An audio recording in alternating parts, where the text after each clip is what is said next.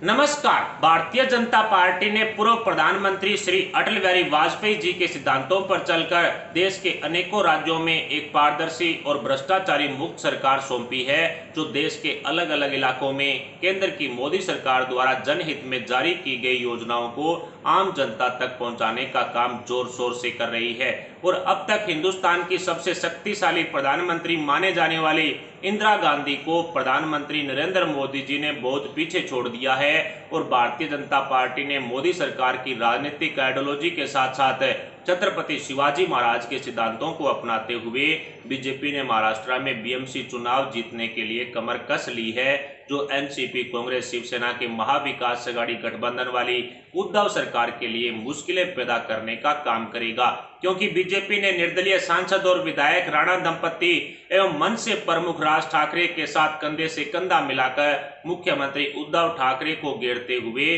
शिवसेना के खिलाफ मोर्चा खोल दिया है, जिसके बाद से ही शिवसेना की राजनीति में हड़कंप मचा हुआ है। अगले 7 से 8 दिनों में ही बीएमसी के चुनावों की घोषणा होनी है और भारतीय जनता पार्टी ने बीएमसी चुनाव जीतने के लिए छत्रपति शिवाजी महाराज के सिद्धांतों और अटल बिहारी वाजपेयी जी की आइडियोलॉजी को आगे बढ़ाते हुए बीजेपी ने चुनाव जीतने के लिए एड़ी चोटी का जोर लगा रखा है। आपको भी जानना चाहिए कि इन महान हस्तियों के सिद्धांतों पर चलकर कैसे जीतती है भाजपा। हिंदुस्तान के महान नेता भारत रत्न अटल बिहारी वाजपेयी जी की राजनीतिक आइडियोलॉजी और छत्रपति शिवाजी महाराज के सिद्धांतों पर चलकर किसी भी चुनाव में कैसे जीतती है भाजपा की संपूर्ण जानकारी भारत के अग्रणी audio book platform Kuku FM पर उपलब्ध है। आप कुकू एफएम पर इन सभी महान नेताओं की जीवनी, इनके आइडियोलॉजी, इनके सिद्धांतों के बारे में पूरी जानकारी है वो हासिल कर सकते हैं। इतना ही नहीं, देश दुनिया की खबरों के साथ साथ किसी भी प्रतियोगी परीक्षा में पूछे जाने वाले सब्जेक्ट का पूरा नॉलेज है वो कुकू एफएम पर उपलब्ध है। कुकू एफएम की ऑडियो लाइब्रेरी में 1000 प्लस घंटों का कंटेंट उपलब्ध है, जो पूर्णतः मेड इन इंडिया है और उसे आप अपनी क्षेत्रीय भाषा में सुन सकते हैं। 4.5 plus rating non fiction content की एक विशाल लाइब्रेरी के साथ कुकू एफएम ऑडियो के आसान तरीके से आपके जीवन को बदलना चाहता है और मात्र 399 रुपए की एक छोटी सी कीमत अदा करके 1 साल के लिए आप कुकू एफएम पर इन सभी सब्जेक्ट के नॉलेज को अनलॉक कर सकते हैं। लेकिन हमारे लिंक से रजिस्टर करने पर आपको 50% डिस्काउंट मिलेगा और 250 प्रथम यूजर्स को 50% डिस्काउंट के साथ सिर्फ 199 रुपए ही पे करने होंगे। इस वीडियो के डिस्क्रिप्शन में दिए गए लिंक पर क्लिक करके रजिस्टर करें और आनंद लें कुकू एफएम के नॉलेज का। बीएमसी चुनाव जीतने के लिए शिवसेना ने एड़ी चोटी का जोर लगा रखा है, लेकिन महाविकास अघाड़ी गठबंधन में बराबर की पार्टनर कांग्रेस ने बीएमसी चुनावी मैदान में एक साथ उतरने से किनारा कर लिया है। हालांकि कांग्रेस भली भांति जानती है कि बीएमसी में उसके अकेले चुनावी मैदान में उतरने से कांग्रेस के उम्मीदवारों की जमानत जब्त भी होगी, लेकिन कांग्रेसी नेताओं का शिवसेना और एनसीपी के साथ 36 का आंकड़ा बना हुआ है, जो बीएमसी चुनाव में उद्धव ठाकरे को अकेला छोड़ने के लिए मजबूर करेगा। हालांकि शिवसेना और एनसीपी के एक साथ चुनावी मैदान में उतरने की चर्चाएं तेज है, लेकिन बीएमसी में एनसीपी का प्रभाव नीलबटे सन्नाटा है और शिवसेना के साथ चुनावी मैदान में उतरने से एनसीपी को बीएमसी में फायदा ही होगा, क्योंकि जो भी एकाध सीट पर सफलता एनसीपी हासिल करेगी वो शिवसेना की बदौलत ही होगी। ऐसे में एनसीपी को शिवसेना के साथ चुनावी मैदान में उतरने से कोई ऐतराज नहीं होना चाहिए, लेकिन सीटों के बंटवारे पर एनसीपी शिवसेना में भी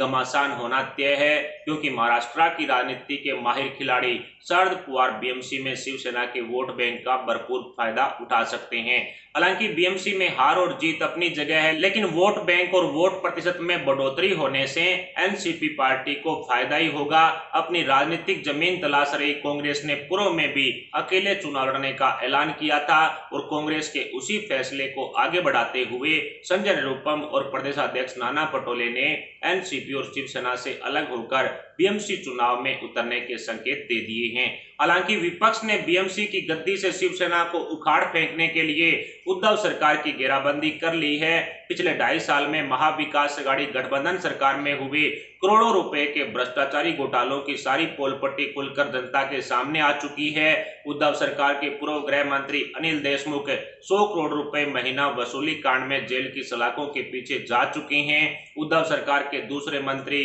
और एनसीपी नेता नवाब मलिक टेरर फंडिंग के आरोप में जेल की सलाखों के पीछे चक्की पीस रहे हैं। उद्धव ठाकरे के चहेते मुंबई पुलिस कमिश्नर परमबीर सिंह के कारनामों का खुलासा भी हो चुका है। शिवसेना के बोम्पू और उखाड़ दिया वाले पत्रकार संजय राउत, जिसकी ईमानदारी के कसीदे पढ़ते रहे हैं, वो सचिन वजे अगाड़ी गैंग के सारे राज खोलकर केंद्रीय जांच एजेंसियों के सामने रख चुका है। इंटीलिया केस का खुलासा भी उद्धव सरकार की पोल खोल चुका है। उद्धव ठाकरे की पत्नी रश्मि ठाकरे के भाई द्वारा करोड़ों रुपए की घपलाबाजी करने से जांच की आंच मातोश्री तक भी पहुंच चुकी है। बीएमसी के एक अन्य घोटाले के मामले में बीएमसी के स्टैंडिंग चेयरमैन ने 50 करोड़ की घड़ी मातोश्री में गिफ्ट करने की बात भी केंद्रीय जांच एजेंसियों के सामने कबूली है। ताजा मामले के अनुसार आदित्य ठाकरे पर 7 करोड़ रुपए भ्रष्टाचार का आरोप किरीट सोमैया द्वारा लगाया गया है, जिसको लेकर आदित्य ठाकरे पर ईडी की तलवार लटक रही है। रिपब्लिक भारत के अर्नब गोस्वामी की फर्जी गिरफ्तारी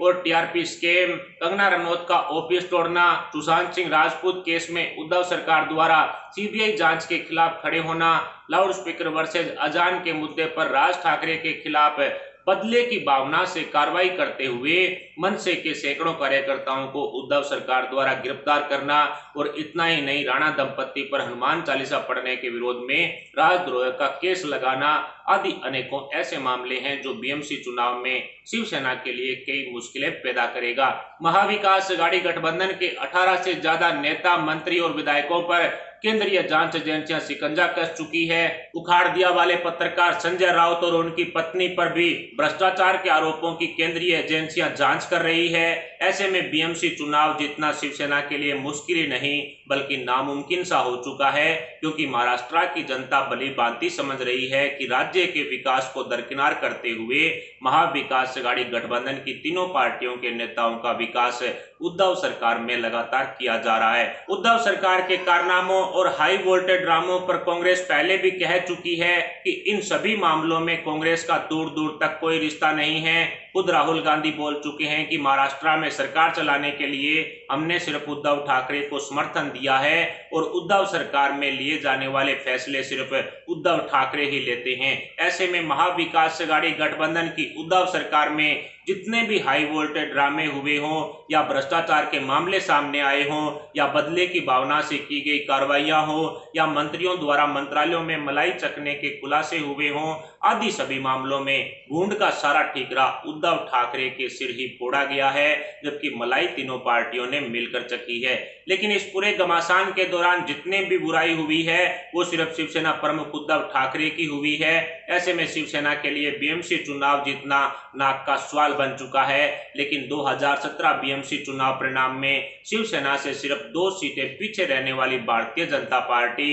इस बार बीएमसी की गद्दी पर कब्जा करने के लिए एड़ी चोटी का जोर लगा चुकी है और मंच से प्रमुख राज ठाकरे को हिंदू हृदय श्री बाला साहब ठाकरे जी की छवि के साथ हिंदुत्व के सिद्धांतों का असली वारिस भी बना दिया है। ऐसे में शिवसेना द्वारा हिंदुत्व को छोड़ मुस्लिमकरण की कांग्रेस नीति अपनाने से मंच से प्रमुख राज ठाकरे को बहुत बड़ा फायदा होने के अनुमान लगाए जा रहे हैं, क्योंकि शिवसेना के पूर्व पदाधिकारियों द्वारा दिए गए बयानों अनुसार 99% शिवसैनिक अब उद्धव ठाकरे को छोड़कर मंच से प्रमुख राज ठाकरे के साथ जा चुके हैं। हालांकि शिवसेना के पदाधिकारियों द्वारा दिए गए बयान में कितना दम है ये तो बीएमसी चुनाव परिणाम के बाद ही पता चलेगा। लेकिन औरंगाबाद में मंच से प्रमुख राज ठाकरे की महासभा में उमड़ी 1 लाख से ज्यादा लोगों की भीड़ ये चीख चीख कर बता रही है कि हिंदुत्व के सिद्धांतों पर राज ठाकरे अपने पैर काफी मजबूत करने में कामयाब हो चुके हैं और बीएमसी चुनाव में भारतीय जनता पार्टी के साथ गठबंधन कर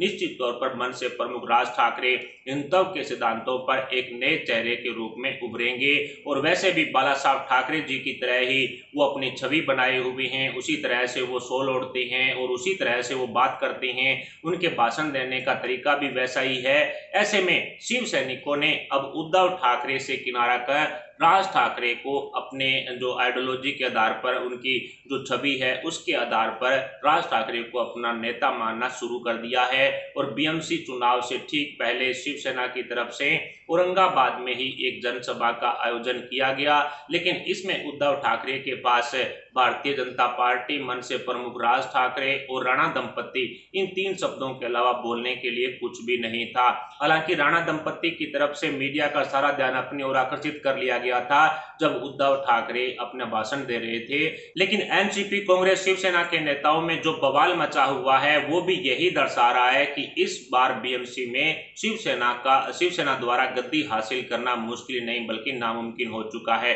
फिलहाल इन सभी खबरों पर आपके क्या विचार हैं? महाविकास अघाड़ी गठबंधन सरकार मिलकर बीएमसी चुनावी मैदान में उतरेगी या फिर कांग्रेस के पूर्व में दिए गए बयानों अनुसार कांग्रेस एनसीपी और शिवसेना से अलग होकर बीएमसी चुनाव में उतरेगी? क्या भारतीय जनता पार्टी शिवसेना को बीएमसी गद्दी से उठा पाएगी? इन सभी सवालों पर आप अपने विचार हमें कमेंट बॉक्स में जरूर दें। साथ ही वीडियो को लाइक करके हमारे चैनल को सब्सक्राइब जरूर कर ले। अभी के लिए इतना ही, मिलते हैं अगली बड़ी अपडेट अगली न्यूज के साथ। तब तक के लिए जय हिंद, जय भारत।